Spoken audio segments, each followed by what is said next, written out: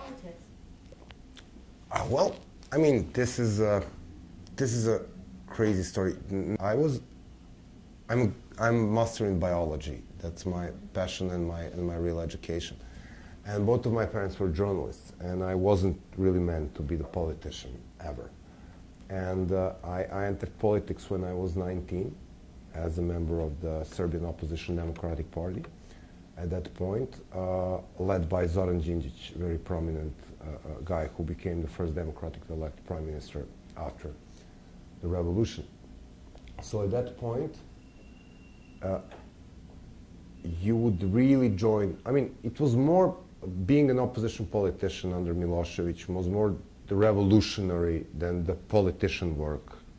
I mean, it was politician in terms that you were party animal and you need to, you know, scratch your way through the party structures. But in the same time, it was, you know, you could get arrested. It had a certain thrill attached to it. And then it was a very useful school. I was running for the city council when I was 23. And I got my seat on 11,000 voter electoral unit, which is and you really need to shake hands and do stuff because these are not the list elections. These are elections by name. Like the elections for mayor, they need to you know, put a circle in front of Srđa Popović, not in front of the party. And then I mean, we were all very disappointed in how party life was functioning, which is the reason why we formed this goddamn movement, because the parties were not capable to deal with Milosevic, and every time they would win a battle, they would lose a war because they will split. They were so disunited, so incapable to communicate among themselves. And then 2000, after the victory, Đinđić persuaded me to go to parliament. And I was serving from 2000 to 2000. We had early elections, late 2003, but basically won the first revolutionary term. And the reason I accepted is that he took me for his advisor on environment, which is the pioneering work. I mean, we are in mid-evils when it comes to recycling, garbage. This is like Sri Lanka of Europe, really. It's real, you know, you've been to Balkans. This is like the environmental consciousness is zero or lower. I mean, people throw everything on the street. This is really ridiculous. I'm ashamed. And I was very passionate about making marriage between the ecology, which is my graduate degree, and then the thing that I can really pursue, the first environmental laws, and stuff like that. And that was my big passion. And 2003, Đinđić was assassinated by a sad mix of former secret police guys and organized crime guys in front of the government. And I had two big challenges when I was entering politics. One was Milosevic, that was this ugly idiot who was destroying the lives of hundreds of thousands of people in Balkans.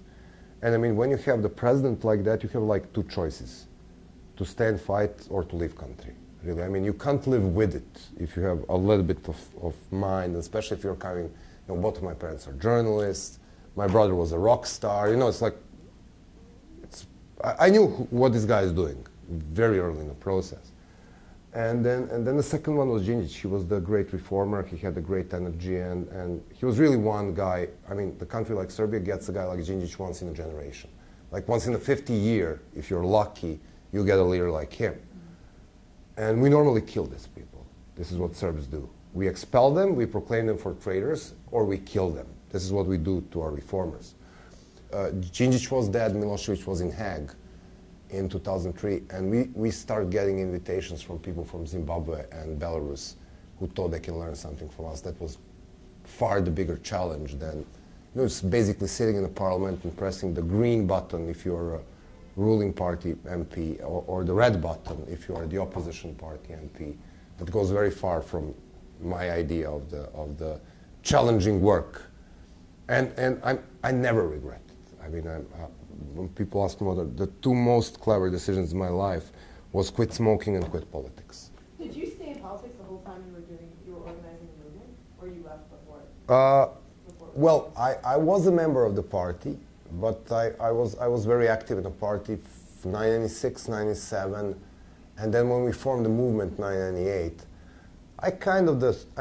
I used my personal relationship with Djindjic. What was happening in Serbia, you will watch Bringing Down the Dictator tomorrow. Slobo is going to give you the movie tomorrow. I'm going to give you Al Jazeera movie today, so we'll do a little bit of movies.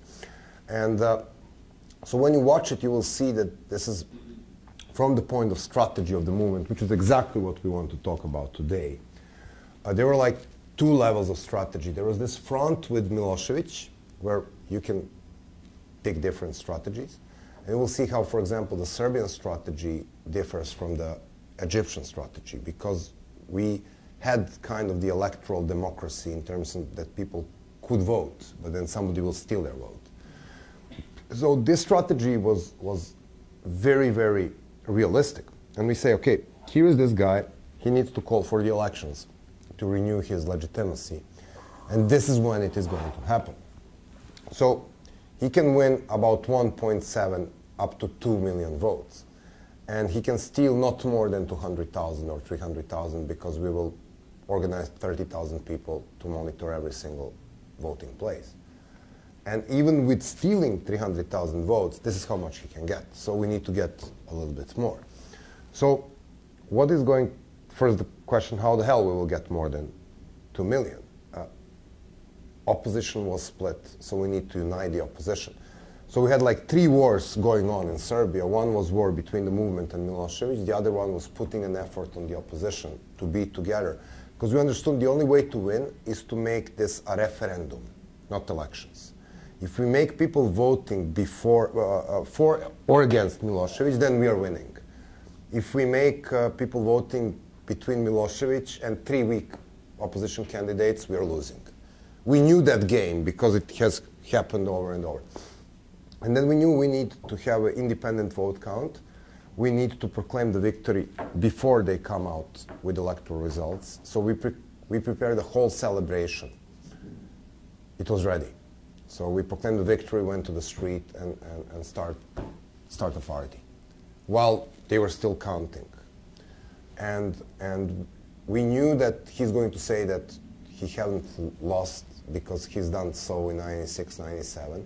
So for us, it was a very known game. We knew what he will do, and we knew what we will do in between. And then we denied going on a runoff elections because we won.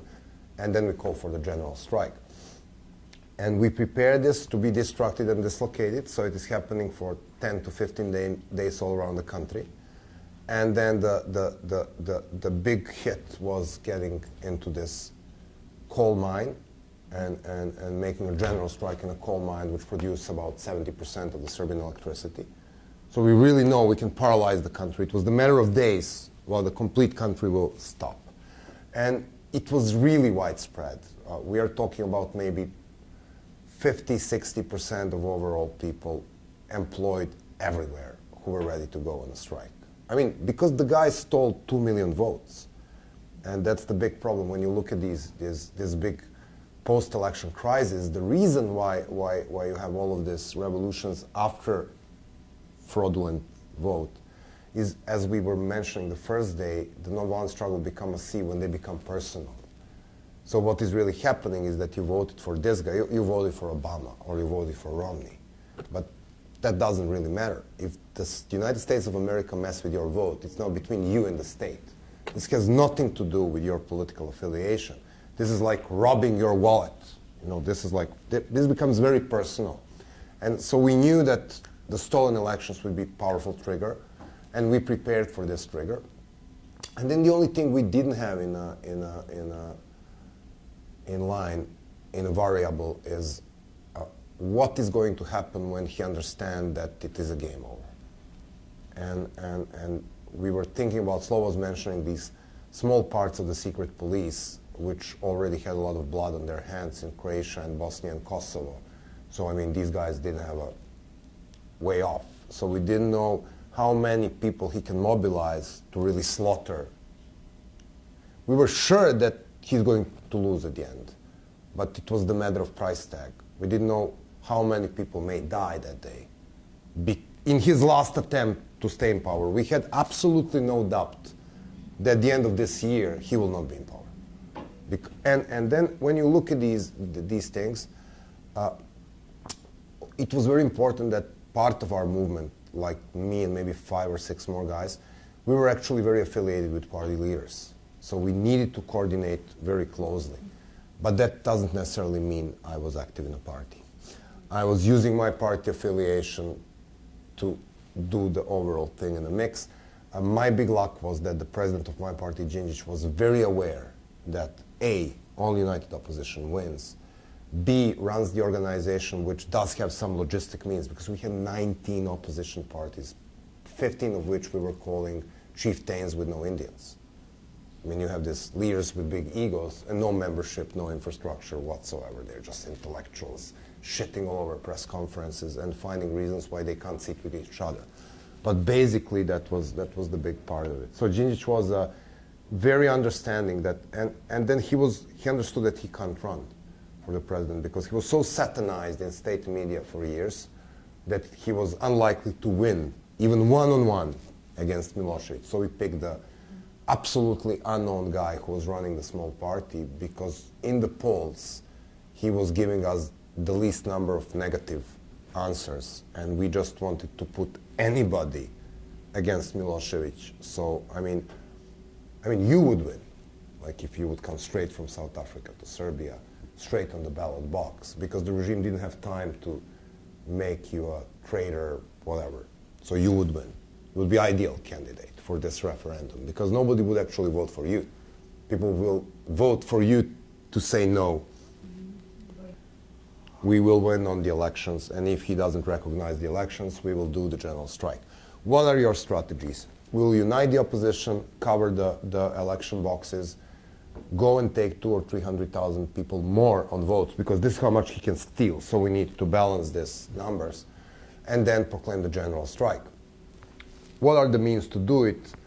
You know, we need to put the pressure on the opposition parallelly with Milosevic. We need to build this movement as a national movement. We need to create a referendum, not a real election. So when you look at this pyramid, you see what I'm telling you about. And then, of course, which are the tactics we will use? Of course, it was 11 of us the day one, so we'll start with graffiti. It's cheap and effective way to be known. And then as the movement was growing, we are going to building the stairs of the small victories all the way up. You remember what we were talking last day. So when you look at these pyramids, you look at from the very, very early beginning to the very specific methods attuned, because we are the bunch of students. We'll start by organizing our branches in 4 university cities in Serbia. So this is very specific because we started as a students' movement. Obviously, every single movement has completely another set of goals. But basically what you do is that you're building your movement in 2 ways. You need to start small, but you need to dream big. So you need to have a plan what you wanted to achieve from the very beginning, and then you start doing like really, really little things, and then you grow your movement, and you'll see how these things fit in the plan. Yes? Would you build it from the top down? You start off with your brand strategy, and then work on your tactics, but you start from the... In ideal world, you will do it that way. And the only 2 movements I've ever met who were doing this in ideal world were Serbs, and their ideal and Egyptians. The Serbian ideal world was coming from the fact that we tried all of this stuff for 8 years and failed. So we tried 1992, let's organize our small Occupy movement and live in our island of the common sense. And then nobody gave a shit, because we were talking to maybe 7 to 8% of the intellectuals in Serbia, while the rest were full of happiness to go with Milosevic's nationalism. And then we tried united opposition, winning on the local elections, and prolonged protests, 96, 97. Caught him on the election fraud, when destruct and dislocate. So 96, 97, we learned a big lesson. We can win, and we can even save the victory, but then the opposition split, 96, 97. So understand that this united opposition will be the part of problem. So we need to put equal pressure on the reason why we had this strategy was that Serbs never listened to their teachers. They need to learn every single thing ourselves. But then once we learn well, because we tried it on our own skin. So the reason why we had this plan actually didn't come like something, okay, it's 11 of us, we're very clever guys, let's brainstorm how the hell we will get rid of Milosevic. But throughout the years, we understood that we will never win by being disunited, that he can capably disengage every single leader of the opposition to run against him, so it must be the referendum. You understand? So, I mean, the thing we have the comprehensive plan in 1998 was that we try all the things from 1982. We had some idea how to do it. So, and second group was Egyptians, and that was completely different strategy. It's absolutely different strategy. When we met with April 6 people they came to Belgrade in July 2009, sorry. It was 2 years, and that was the time when everybody would say, oh, this will never happen in Egypt, you know. Mubarak is there forever.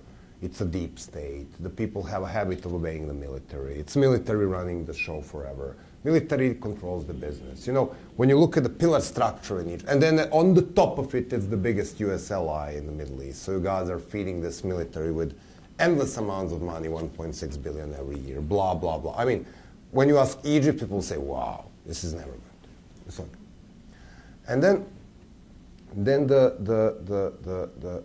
we met with a group of the young people, and then here I am sitting in this classroom, listening to the 23-year-old machine engineering student from Cairo. He was 23 at the time. And he said, listen, this is our pillar analysis. These are the most important pillar in Egypt. And we need to work on 3 of them. We need to dismantle police because people hate police. We need to persuade military that it is in their own interest to get rid of Mubarak. And we need to persuade international community that is not going to be Tehran.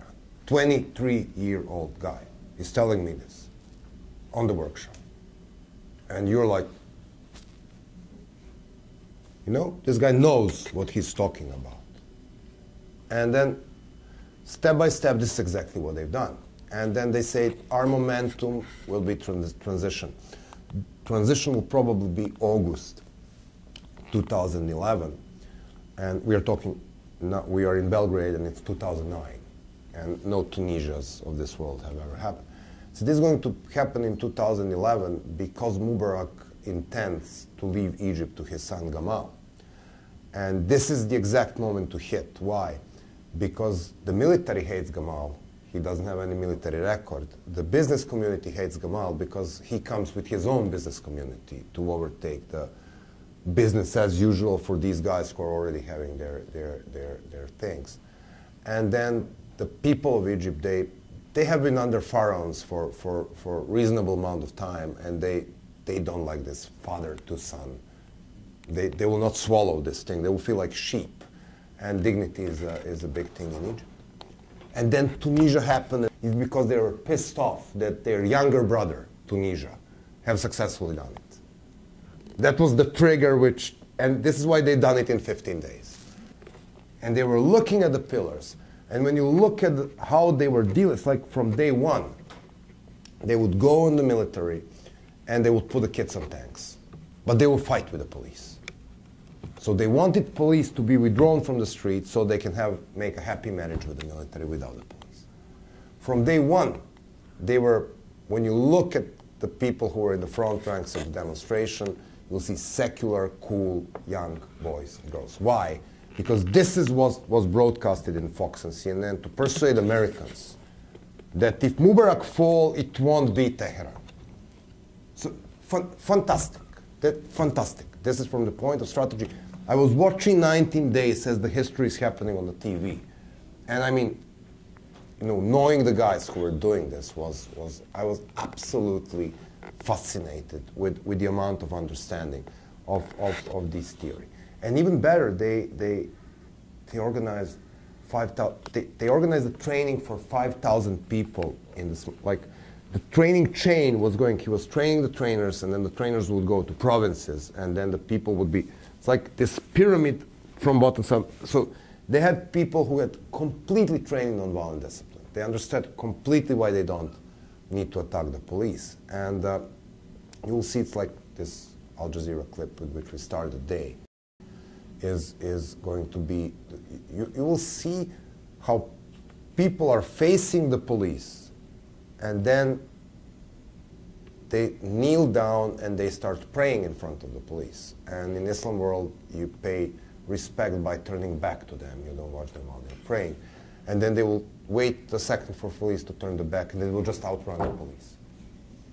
And then you will see these people standing as an idiots with their shields, and they don't know what to do. It's like they had trained people in tremendous amount of tactics. And they've done this in a conditions of harsh oppression, 100% surveillance. This is, you know, Mubarak's Egypt was really serious security apparatus state. Really, Mahabharat. This is real, serious machinery. This is no joke. This is a serious thing. And then when you look at these things, these were completely different strategy aims. And you can see some tactics overlap, but the strategy was completely different. So what I wanted to do from this point of view is for you to understand that you know, there are different means to get to the point.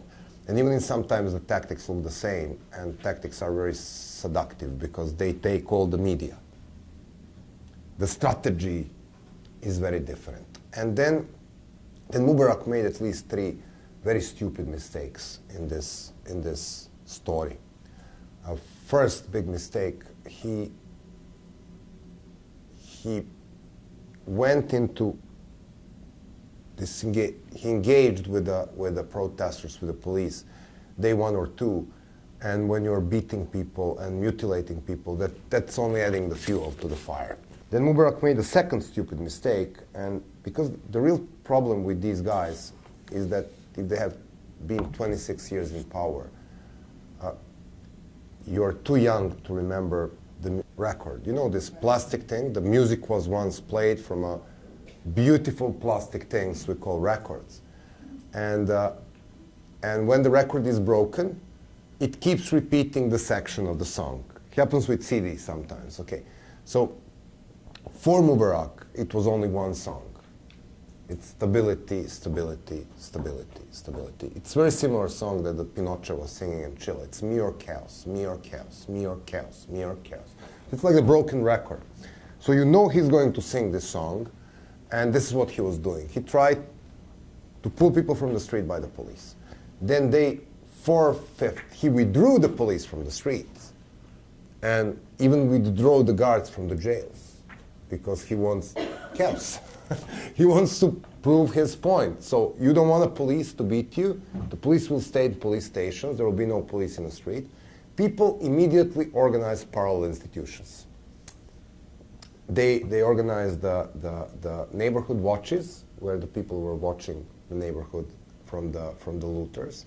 They even were arresting people who were looting the stores and breaking the cars and giving them to the military. They organized the checkpoints. So when you go to the Tahrir, you get searched, so you don't bring weapons and Molotovs. And they even organized the female searching female part of the show, because it's a big deal in this society. So I mean, they were capable to prove that, you know, it's not your chaos. I mean, we don't even need you to maintain law and order. I mean, we can do it without you. And this is where he loses a lot of credibility. Because you must be an idiot to withdraw the police from the streets. I mean, it's like you must be loving your goddamn throne more than you love Egypt. And that was really a big game change. And then he made his stupid things with sending his supporters to attack in this camel fight last few days. But that was, he was going already. I mean, the military was half persuaded that he's going. And then you see these iconic pictures. So when you look at the good selection of strategy and tactics, and then you have a Tahrir, and then the Muslims are praying, and then you have the chain of Christians guarding them around the fence. And of course, it's all broadcasted on BBC and CNN. And then another day, they found 2 young Copts, and they organized the Coptic wedding on Tahrir Square, cheered by thousands of Muslims. And then, you know, the people here and the people in Europe are watching this and say, no, I mean, it's not very likely that it is going to end like Tehran, definitely. I mean, we don't see Ayatollahs preaching. You know, it's like... And then at the end of the day, they somehow persuaded Obama a bit too little, a bit too late, but, you know, to withdraw his support from Mubarak. And there was a huge fight here in National Security Council. Huge. There's a very nice, there was an insider talking to, I think, Wall Street Journal about this last few days of Mubarak and how they didn't really apply. I think Obama was very lucky. He had at least two good advisors at that point. And one is Mike McFaul, who is now the ambassador of the US to Russia.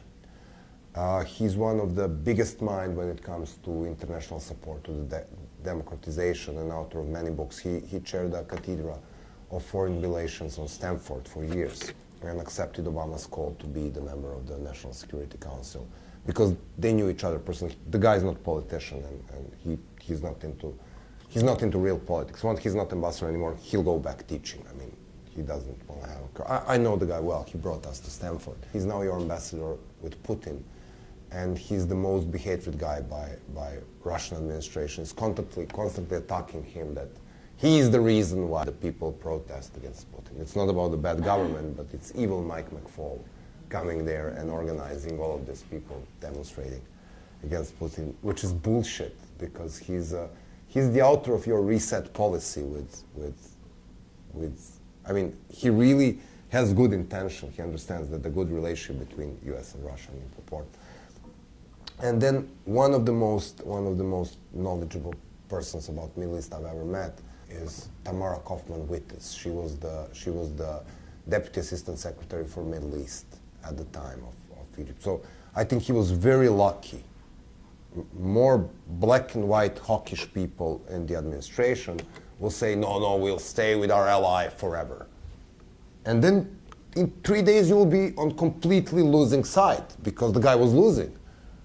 With or without White House to support him, he was going into the sewer. I mean, there is no way he could survive at that point.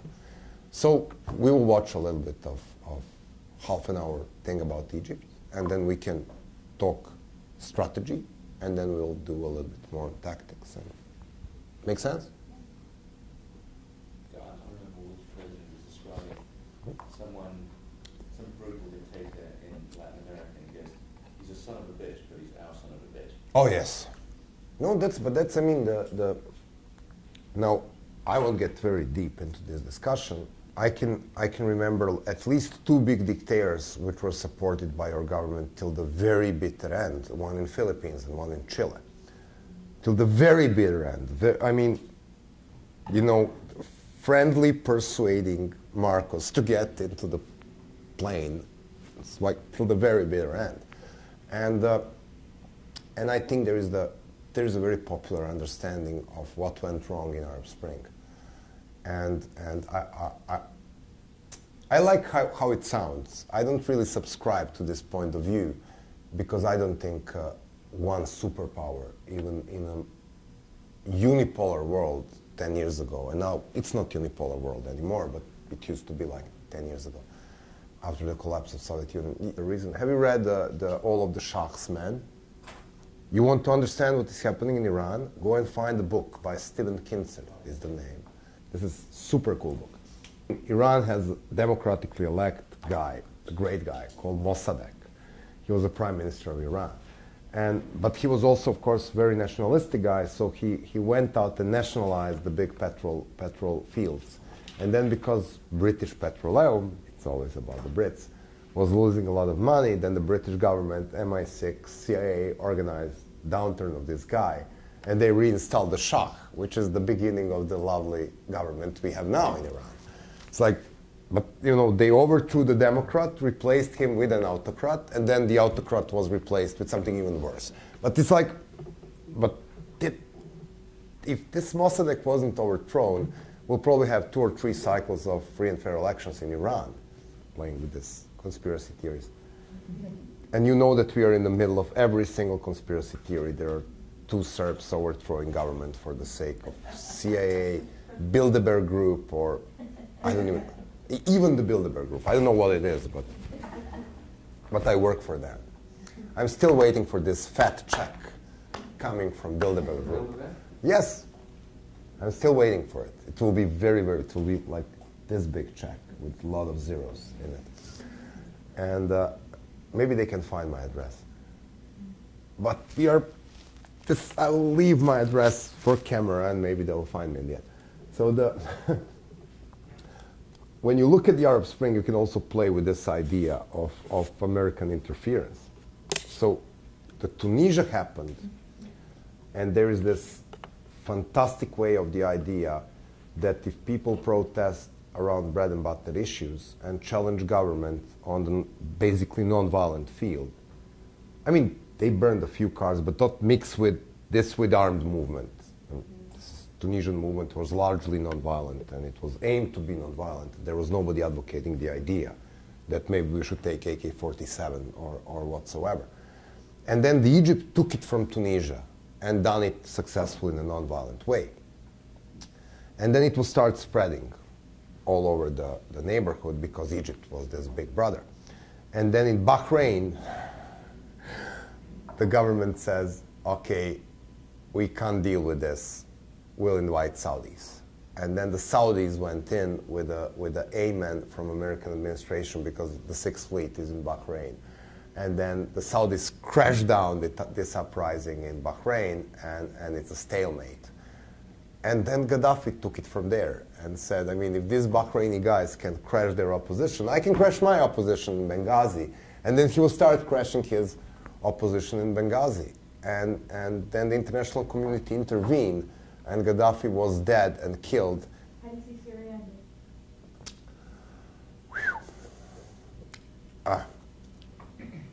What do you think about it?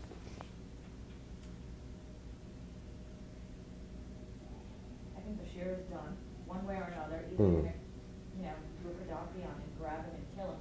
I mean, he's done. He's finished. I think at this point, maybe he even realizes he can't make it out of the country. But he's going to get killed. But maybe this is his last stand.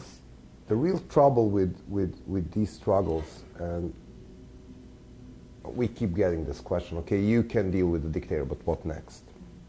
And of course, we say, this is not about what next, but what's your vision at the beginning? I mean, you don't start your struggle the day you're ready to overthrow the dictator. You start it far more earlier. And if we keep singing this song, unity, unity, unity, unity, in Syria it's even more important than anywhere. Why? You have like 10% of Alawites in Syria, controlling 90%, 70% of the resources. Then you have 60, 70% of the people who are basically deprived. We can talk Xhosa, Zulu. I mean, there are various ethnic groups. I don't care about the ethnicity, I'm just playing with numbers. And then you have the majority of Sunnis, which are in a little better position than the black Africans in South Africa, but the numbers are equal.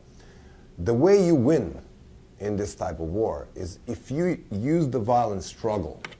What is very likely to happen with Syria now is a Lebanization of the country. Because you have Kurds, which are relatively homogeneous in territory, and are very well connected with the Kurds in Turkey and in Iraq, they will look at the Iraq model and say, we made our own small state. What they have in Iraq is basically the state, except for the military and foreign affairs. They can sell oil without central government, and they're very happy there. It's actually the most stable part of Iraq is this part around Erbil, which is dominated by Kurds. So they will look at there and say, oh, we want this. This is nice. And they will keep outside of these shit if they can. Because they don't like Assad, kind of, but they dislike Turkey more. So dislike Assad keeps them in fear. And then the Christians are completely frightened that they will be dominated, overpopulated. They're looking at Egypt, they say, oh, you look at the Copts there, this is what is going to happen. Though Egypt is not going to become Tehran. Whatever your hawkish commentaries on Fox say, this is never going to happen. Because people learned the lesson. This is not going to happen. I mean, he controls 70% of the parliament and can't impose the Sharia law. And he will control not more than 55% after next elections because he's losing vote. And I mean, what the hell will you do? How will you sell them Allah instead of bread? This is not going to happen with Egyptians anymore. They're too mature now. It's fragile democracy, weak institution, shaky transition, big problem with leaving military running this transition, lots of mistakes made there by the liberals. Now they're learning lesson, they're uniting. They're still 30% of the population, but 30% of liberals, 10% of Coptic Christians, they guarantee that there is not going to be the tech and democracy. The most important thing, democracy. More or less free and fair elections where people go out and vote. A serious proportion of media which are not dominated by states. This is not going into Tehran. You need Shah to get Tehran. But Syria can be, there are like three scenarios there. The first one is like when we work with Syrians, we always point to South Africa. So you had three phases of this struggle. Very successful phase of forming an INC, Freedom Charter, stuff like that. And then as you pointed yesterday in your power graph, Spear of Africa phase, where you had this organized movement struggling against the government, which was, by the way, ridiculous because the South African army was so dominant at the time that you couldn't really believe that you will win against these guys. I mean, you can set a train station on fire or leave a bomb or two, but this is not going to change the game. And then after the Soweto and after the but it took a lot of time to persuade even Mandela to condemn the military struggle. He was not the brightest person on the planet at that time. Sorry to say that, he was your president, but this is what you see. So this is the phase. And I mean, it's like Assad's vulnerability, and we keep meeting with the groups who are doing this. His big problem is his wallet. And his wallet grows thin. Reason number one, Syria is not Iran. They don't export too much oil. Reason number two, it's a bad crude oil. Sanctions work. They can't export it to China now. So they can export it to the European Union, and European Union doesn't want to buy that shit anymore. So they lose a big proportion of budget. It's basically around 3 or 4 cities. The revenue is coming from the commerce. There is no commerce in Damascus, in Aleppo whatsoever because of the civil war. Their best friends, Russians, he owes them $4 billion now. You know, this is when somebody owes you $50, you can delete his or her name from your phone box. When somebody owes you $50,000, then he or she is your best friend. It's like, then you take care about the health of this person. But this is very natural relationship. But even Russians, they want to see cash now. They don't give anything without the cash now because they're not sure that he's going to be there. So if you can persuade the larger population to put a non-violent, if you keep somehow this struggle participatory, that you will have a transition where you have involved all the sectarian groups, but more important, larger portions of the society. What is happening now in Syria is a Lebanization in terms of sects, but even more dangerous, tribalization in the terms of Libya. Because you have like now 6 free Syrian armies, or 7 free Syrian armies, out of which 3 or 4 are clearly jihadists. So now these guys are taking the show. And your best friend Saudis are keep arming them. I mean, if you want to look who is the real evil in Syrian conflict, you look to Riyadh. This is where the arms for the worst groups in Syrian conflict is coming from Riyadh. Because the Saudis keep arming these guys. If you leave rebels to rape and kill Assad on the street, which will eventually happen because he's losing this game, then it's very likely that you have 3 Syrias or 4 Syrias, or it's like Balkan scenario of these parts falling apart. But in both cases, this is very sad story because it's a great country, and because we work with Syrian opposition for quite a amount of time, you can't imagine how brilliantly brave, organized, fantastically inspiring these people are. They're absolutely fantastic. I mean, it's like, my heart is tearing apart to see what is happening in this country, really. Because I know the people. So once you know the people, it's different. I mean, when you see it on the TV, This is one thing. And then when you talk to the people and hear stories, this is completely another thing. They could literally sit here with us and you wouldn't know who is Syrian. Really, they're bright, clever, educated, fantastic people. They're so, and they have the history of opposing one of the most repressive regimes in the world, and they do it bravely. Let's watch some Egypt. When Tunisia started in December, I got a call from London, and that was a British producer working for Al Jazeera English, and very bright woman. And she called me and I was meeting some people you know from Tunisia, and they told me that you work with these guys, and I'm very interested in what is going to happen. And if you look at Egypt, where do you see chance? And Egypt was not even on the agenda. I mean, it's like nobody was expecting that. There were still minor problems in Tunisia, in the world of the big media. It's like the protests in Tunisia. These were the titles in the newspapers, in the Western press. And then Caroline Pear is the name of the person. Very, very good producer. She was rewarded many times for her TV features. And then I said, listen, if something happens in Tunisia, it will happen around two groups. One is April 6th, another one is Kafaya. I can put you in touch with these people, but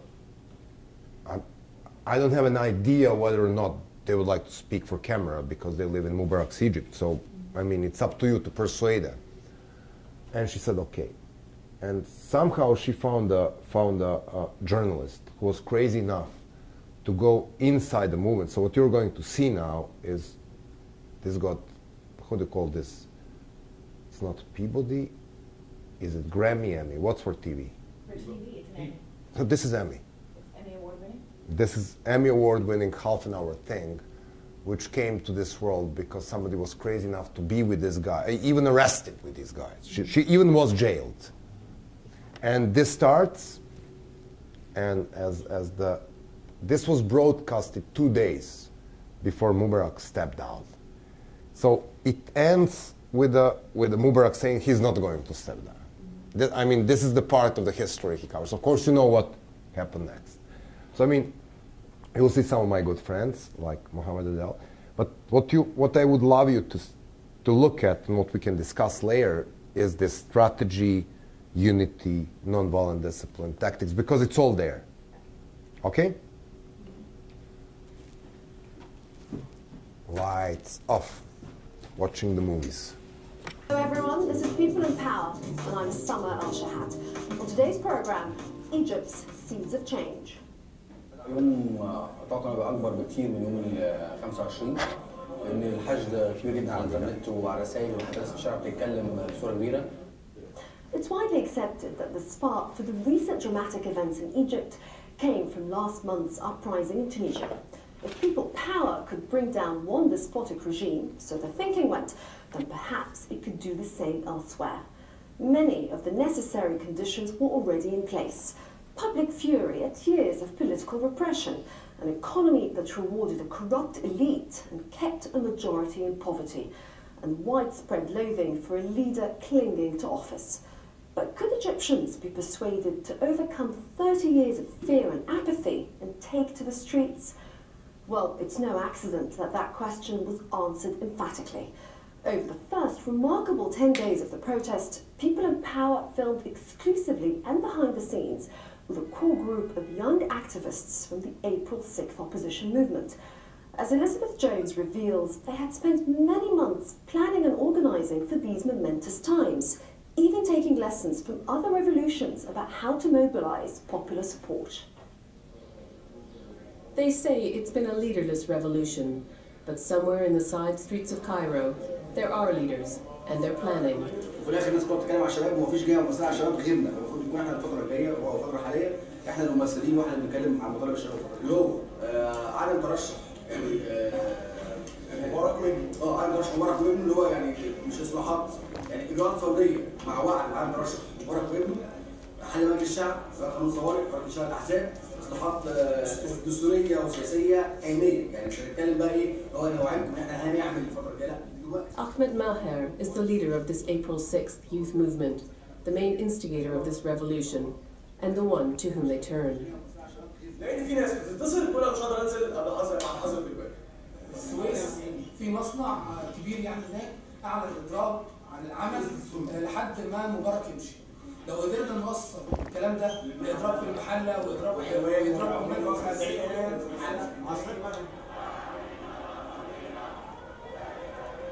In the street below their ad hoc offices, the revolution they spawned is in full swing.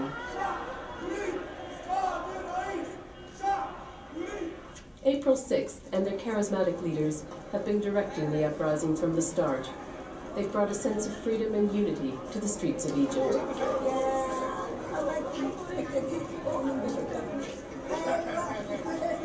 You know everyone. Yeah? You know everyone. He's a friend in the political area.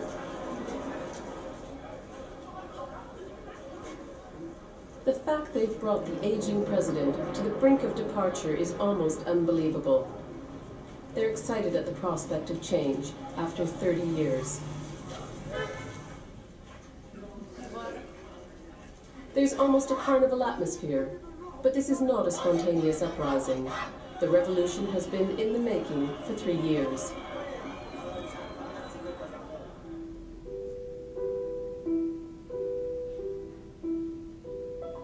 It was at a textile strike in 2008 that the April 6th youth movement was born. Ahmed Maher had enlisted support for the workers on his Facebook site, gaining 70,000 followers. The demonstration was the biggest Egypt had seen in years and inspired the creation of the April 6th youth movement. They began work mobilizing for democratic change. They've been trying to get people on the streets ever since. It's not easy in politically apathetic Egypt, the population worn down by decades living in fear under a corrupt, repressive regime. With no history of dissent in Egypt, Ahmed Maher looked outside for help, to people who'd successfully overthrown dictators, like Otpor, the Serbian student movement that toppled Slobodan Milosevic. Serge Popovic was leader of that revolution. He shared his first-hand experience with April 6th. One of the key things is to understand that the nonviolent struggle is a form of warfare. Nonviolent discipline, this is key. Because violence contaminates your movement and creates your opponent excuse for using police and military forces. Also, there is this big problem with media violence. If you have a march of 100,000 people and one single idiot throwing stone, he's going to be the star of the day. And this is how media operate. So you need to avoid this violence in many different ways, and this is specifically crucial at this stage. اولا دربنا في صربيا دربنا على فكره ان احنا ايه هو مفهوم العنف، ازاي نقدر نحرك الجماهير بجد على عمل عنيف، وازاي ان احنا نقدر نساوي دوت، نقدر نتحكم في الناس، نقدر ننظم مسيرات وفعاليات كويسه. Mohammed Adel came back from Serbia with videos and teaching aids. Popovic, in his own voice, explaining tactics.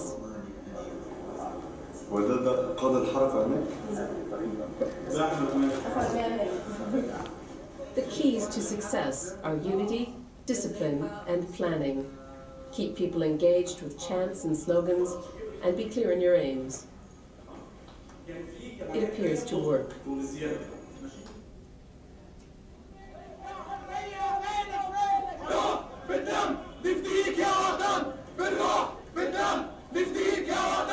It all started to come together 2 weeks ago.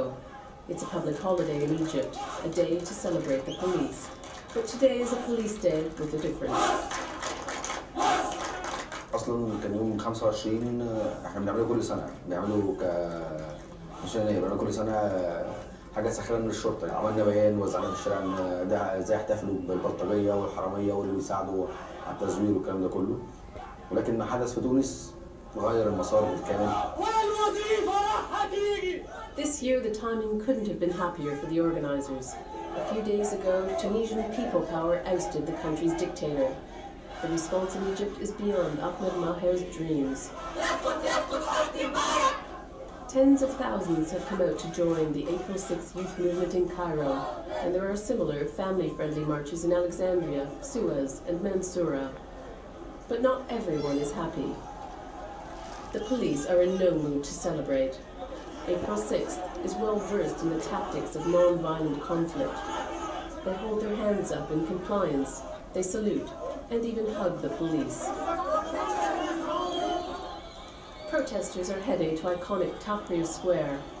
They are largely young, educated, computer-literate crowd. I heard about April 6th from Facebook. I'm not into politics.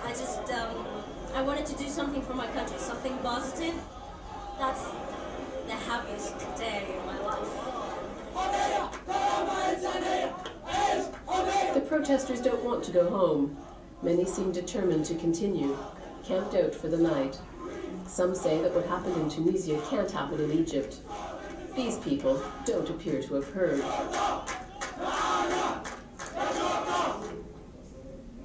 April 6th has scrambled to set up the secret headquarters, a nerve center for what they are starting to call the revolution. It's a borrowed office, and it's rapidly turning into an operation room for something bigger than even they could have hoped for. مصر قديمة بعد صلاة الجمعة.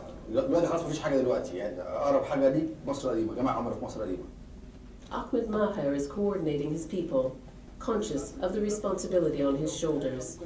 آخر نهار أو على آخر يوم النهارده مثلا بالليل كده بكون قلت لك. نفس الوقت هنستمر في ضغوطنا المستمرة من أجل إن إحنا نحصل تغيير حقيقي ورا الوعود زي كل وعود إن يحصل تغيير حقيقي، الناس مش تخرج من الشارع غير ما يحصل تغيير حقيقي في مصر. It's now Thursday night. Tens of thousands of protesters have been on the streets since Tuesday. There have been clashes with police and some arrests. Ahmed Maher is, as ever, on his computer, communicating with his activists online. It turns out his right-hand man, Mohammed Adel, has been arrested. In his other life, Ahmed Maher is a professional man, married with a child. أنا بشتغل مهندس مدني ودارس إدارة مشروعات يعني ممكن يكون دوت بسبب وبرضه الحاجة أم الاختراع زي ما بيقولوا يعني. أنا مثلا محتاج أعمل حاجة معينة بتعلمها يعني مع الوقت، خصوصا أنا كمان مش حد إداري ولكن يعني تعاون مع الناس وتعامل مع الناس كويس. He'll need those skills with possibly hundreds of thousands expected on the streets tomorrow, and politicians from all opposition factions getting in on the act. يوم أتوقع يبقى أكبر بكتير من يوم ال 25 لأن الحشد كبير جدا على الإنترنت وعلى الرسائل وحتى الناس في الشارع بتتكلم بصورة كبيرة، وهيبقى خروج من مساجد كتير في القاهرة وفي المحافظات، هيبقى العدد كبير يعني في مناطق شعبية والجماعة برضه عملت تحرير، بس أتوقع إن يكون عدد أكبر بكتير من يوم الثلاث. It's been a long day. Tomorrow promises to be longer.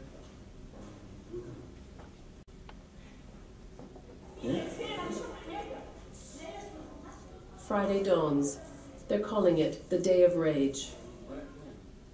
Mohammed Adel has been freed overnight. He's drafting a press release with Islam Luka.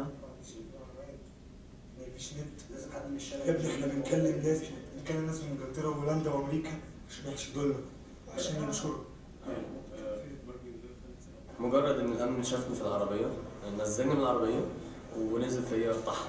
الامن نزل فيا وبيطحني بالبوكس وبالعصيان. كان في اسماعيل الشغال من من القاهره نزل فيا ضرب.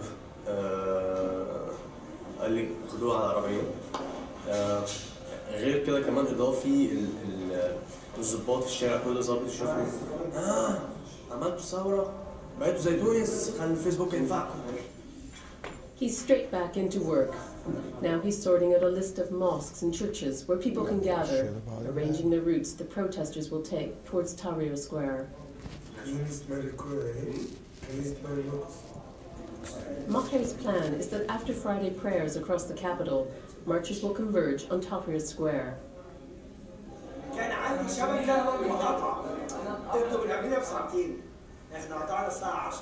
Mobile phones and the internet, the key organizational tools of April 6th, all cut off by the government. They're going prepared in case of attack. There are guidelines on what to wear and how to act in the streets. They go in groups of 4 or 5. They don't wear April 6 insignia. This is not about the group, they say, but about unity of all Egyptians in the goal of deposing the Mubarak regime.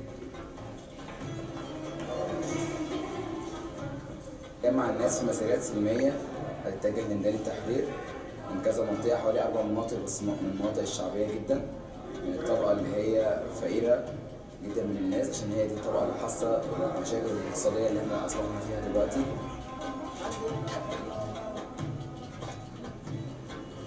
They are heading to Abbasiyah, a neighborhood in the north of Cairo. After the unexpected success of Tuesday's rally, their ambition is to get 1 million people out on the square today. Everyone in the movement has their job. This group is responsible for marshalling support in this district and getting people into the square. بعد ما نوصل للميدان في فريق تاني اللي هو هيبقى مسؤول عن تظبيط الميدان من كذا حاجة. أول حاجة مكان الإسعافات الأولية لازم يكون متأمن كويس، يأمن الناس ويرشدهم على أي حاجة هم محتاجينها، الأكل، المية، الحاجات دي كلها، البطاطين.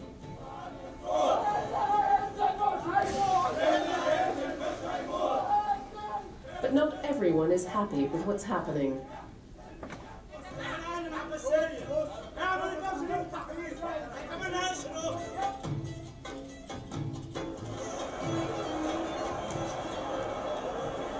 In Tahrir Square, other April 6 groups are already at work.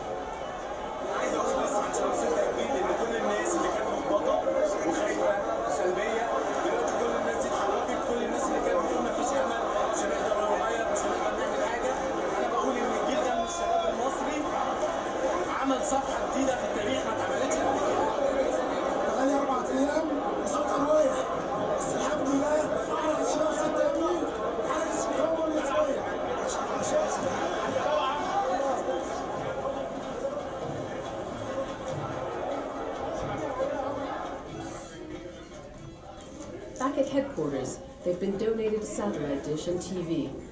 With rumors abounding, the only way to get any information is via satellite TV news. Now Baradei and his followers, they are being beaten in Giza Square, and some news about 4,000 soldiers from the army are in the streets, now in the main squares in the streets. We don't know exactly, is it right or wrong, because no way to communicate with anybody.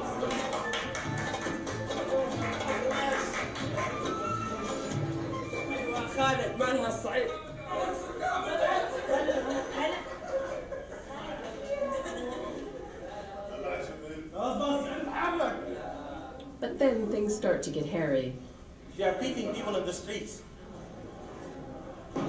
One group of protesters is being prevented by police from getting to Tahrir Square. Protesters have been forced up side roads to the April 6th headquarters, the police in hot pursuit. It looks like they'll be pushed back. But more protesters are arriving from another district. The police can't guard every access route. So the crowd swells. It's April 6th strategy in action. Then surprise, everything stops for prayers. The police turn their backs in a gesture of respect. But once prayers are over, the protesters are back to it. People appear to be surrounding the police. And then they break through to Tahrir Square.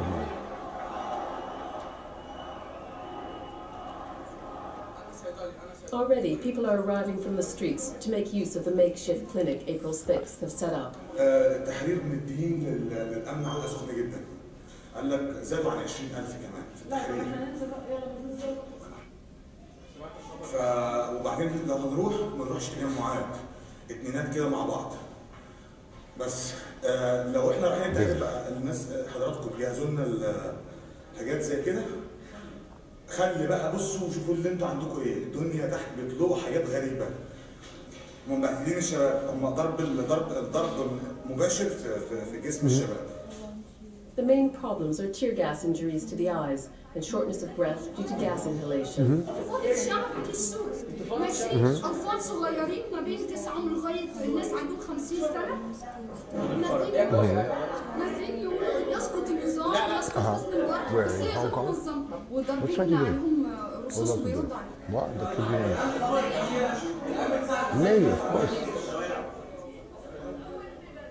I'm going to write channel.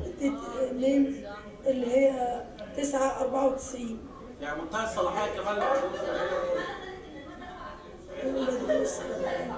في خبر جاي ان في مظاهرة عند قصر الجمهوري في صلاح سالم، في تحركات في 150,000 في اسكندرية وفي اماكن تانية كتيرة فيها مظاهرات. Beaten up by the sticks of the Central Security soldiers. Ramses Street. The office is starting to resemble an emergency room.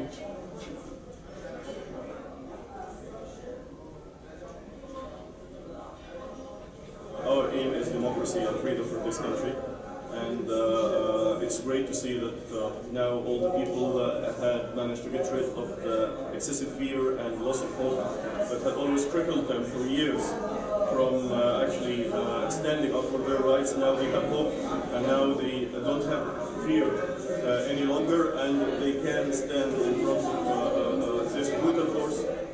People are recounting details from all across town. مفيش كنيسة اللي بيقولوا بيحموا الكنايس مفيش كنيسة ايوه ما عنديش قصد بس المكان مفتوح محدش دخل حزب الوطن لا السيدة زينب الاسم مفيش حاجة الاسم ده Despite the excitement, the day ends on a bad note when police are withdrawn from the streets and looting starts. اولا ان الكلام ده الناس قبل احنا الناس دي مش ثوره مظاهره تخريب وعنف وسرقه بس الناس عملت حاجه جميله جدا في تحمي المحلات والشوارع في كل المناطق اي حد كان بيسمع حاجه كان بيتمسك كان في لجان شعبيه بيعملوا لجان بتتقسم على الشوارع بيحموا المناطق بيحموا الناس بيحموا المحلات. That night, they watched the reports of the events they put in train. The ruling party headquarters is on fire. It's confirmed the army is on the streets, and the police have been completely withdrawn. The protesters are delighted to see the back of the police and their brutality. They hope the army will stop the violence.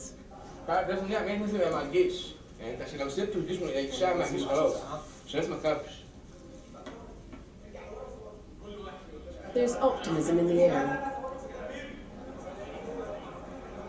April 6 members work throughout the night, protecting Tahrir Square from pro-Mubarak supporters, ensuring the safety of protesters sleeping there.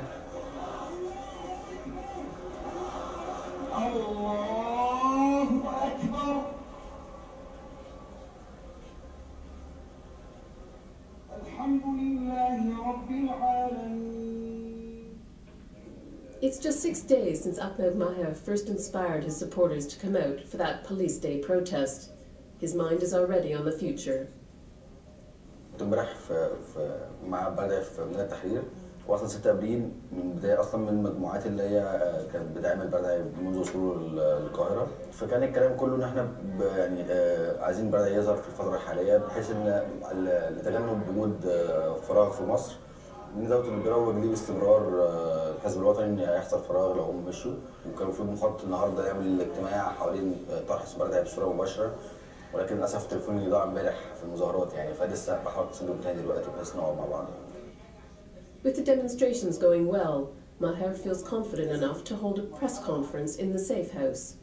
اسم الدكتور البردعي هل مطروح بالنسبه للحركه او في يعني في ما يجري من مشاورات بين القوى السياسيه المختلفه والحركه؟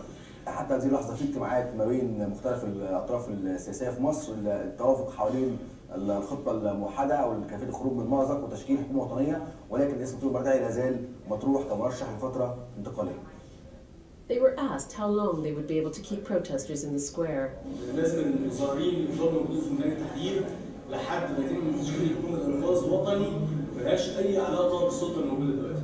المظاهرين لو مشوا من ميدان التحرير هيكون مخرج كبير جدا النظام او المبارك ان هو يعيد فرض سيطرته تاني.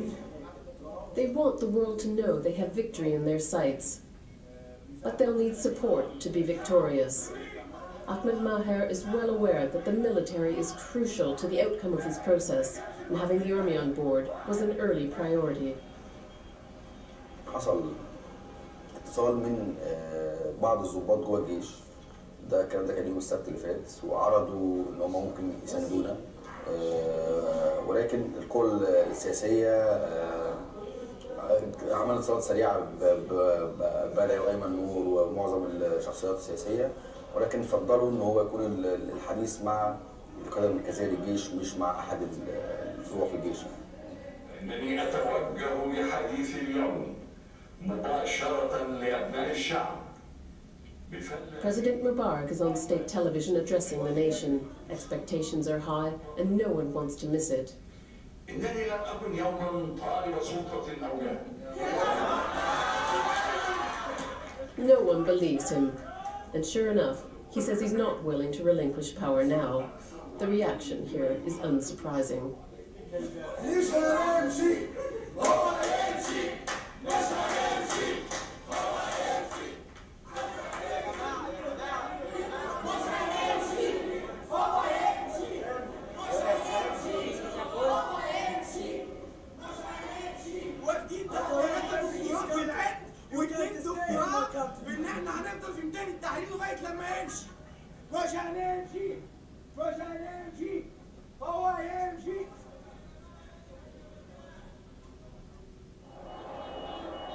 The next day, thousands of pro-Mubarak supporters flood into Tahrir Square, and running battles ensue.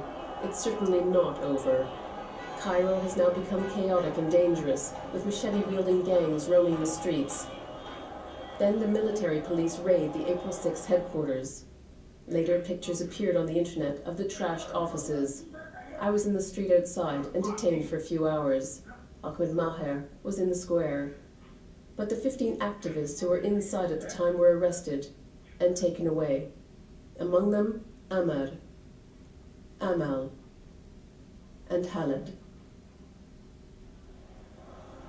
With President Mubarak still in power and the protests in Tahrir Square continuing, this drama is far from over. But whatever the final outcome, the young activists who brought it about have achieved near miracles. They've woken their countrymen and women from years of apathy and fear. Egypt will never be the same again. The three detained activists mentioned at the end of that film, Amir Ali, Ahmad Sharaf and Khaled Ali, have now been released. That's it for this edition of People and Power. If you'd like to comment on this episode or any other matter, we'd love to hear from you on aljazeera.net/English. Until next time, bye-bye.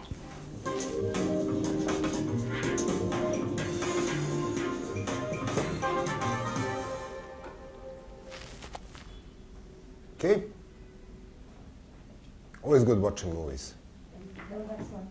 Huh? That was excellent. It's a good piece. And I mean, let's have a coffee and then we will discuss things, yes? But this makes sense. I mean, comparing to what we were working on, I huh? ask about the symbols. Of course. With the flags and all, they had a couple of symbols they were using. Well, I mean, so basically they were doing two stuff.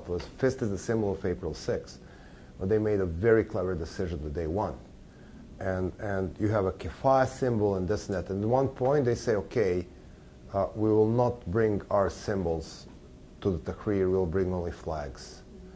And they gave rid of the group symbols and they replaced it with a flag because they know they will be labeled as whatever, foreign mercenaries, terrorists, blah, blah, blah. And I, the Mubarak, I am the Egypt. And then they rebranded this thing, and what you have seen after a certain number of days is that everybody's covered with a flag, everybody's, wears a flag as a robe. People were even, like on a soccer match, they were making flag on their cheeks. So I mean, that was the conscious decision to get rid of their individual symbols and show kind of unity with the flag of Egypt. So it became less about the group and more about Egypt. Absolutely. Absolutely. Very clever. Okay, coffee break, 15 minutes. Or what?